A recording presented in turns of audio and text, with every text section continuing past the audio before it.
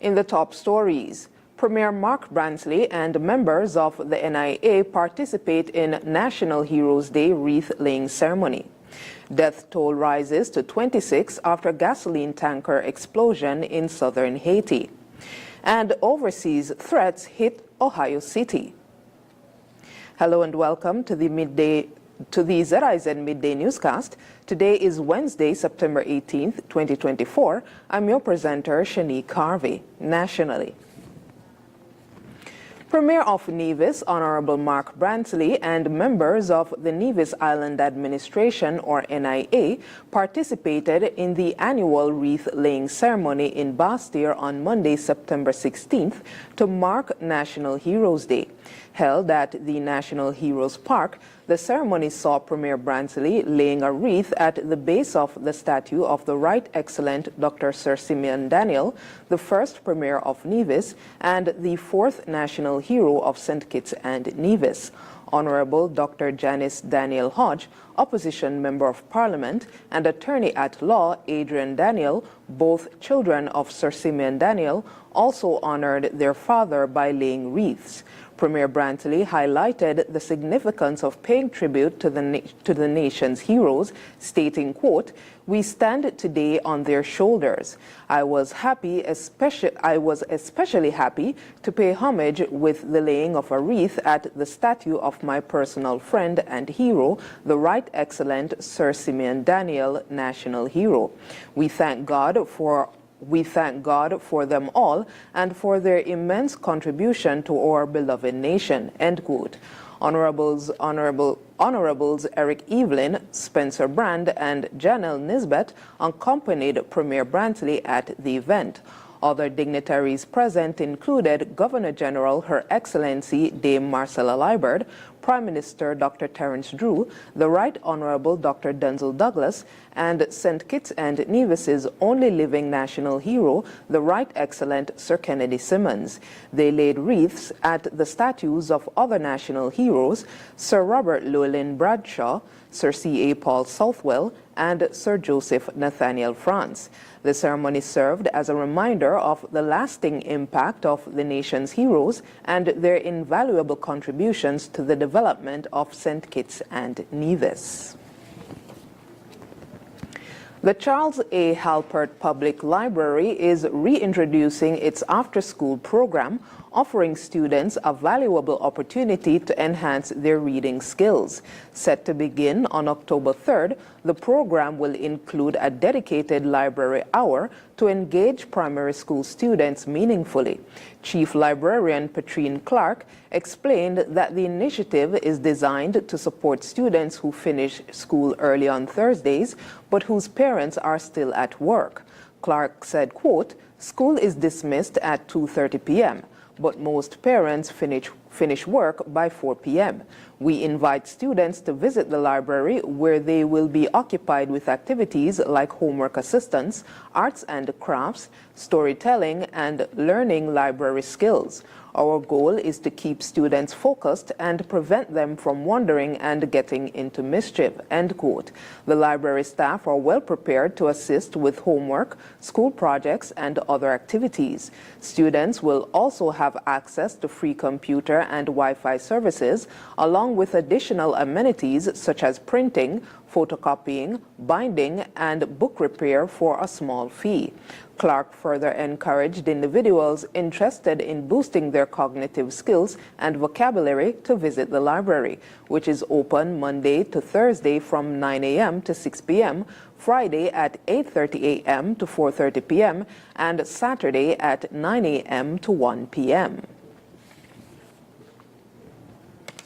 Vendors, meat producers, fishers, agro-processors, and small business owners are now invited to secure their spot for the upcoming Agri-Independence Night Market scheduled for Wednesday, 25th September 2024. The event, which will have an Independence-themed edition, is set to take place at the Bastille Public Market from 5 p.m. to 10 p.m. Registration forms can be collected at several locations, including the Bastille Public Market, the Department of Agriculture in Lagreet, the Department of Marine Resources, and the Ministry of Agriculture at Building 16, Port Zante. Interested individuals are encouraged to contact the Ministry of Agriculture at 467-1016 for more details. The registration deadline is Tuesday, 24th September 2024. We move now to news on the regional scene.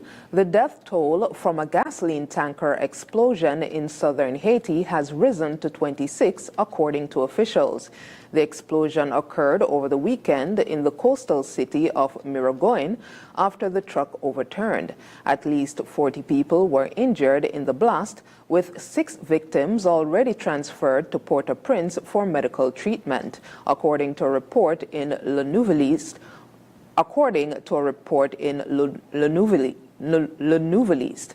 Authorities are planning to transfer an additional 12 victims with severe burns. Haiti's Civil Protection Agency has not yet commented on the situation. The incident draws comparison to a 2021 tragedy in Cap Haitian, where 75 people were killed when a fuel truck overturned, sparking a massive fire. Many of the victims were locals attempting to collect fuel from the overturned truck. This latest explosion highlights ongoing safety concerns around fuel transportation in Haiti, a country already grappling with economic instability and infrastructure challenges. At least 6 police officers were injured by gunfire overnight during violent protests on the Caribbean island of Martinique, officials confirmed on Tuesday. The protests, sparked by rising living costs, escalated as demonstrators clashed with authorities. According to a statement from Martinique's government, 2 unidentified suspects have been arrested in connection with the violence. The unrest unfolded late Monday into early Tuesday, with protesters setting cars ablaze and police responding with tear gas.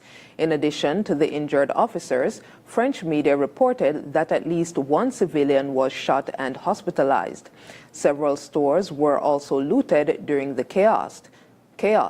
Government officials have urged for calm amid the ongoing protests, which have drawn attention to economic, social, and racial inequalities on the island. Martinique has witnessed similar unrest in recent years, with tensions frequently boiling over to long-standing grievances. We move now to news on the international scene.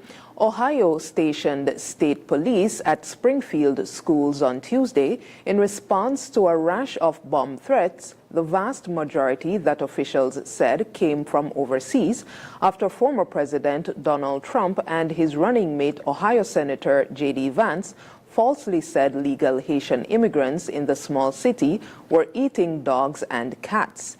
Schools, government buildings, and elected officials' homes in Springfield were among the targets of more than 30 hoax threats made last week that forced evacuations and closures. 2 more schools had to be evacuated on Monday, and the high school was threatened on Tuesday. Republican Governor Mike DeWine said a foreign actor was largely responsible, but he declined to name the country.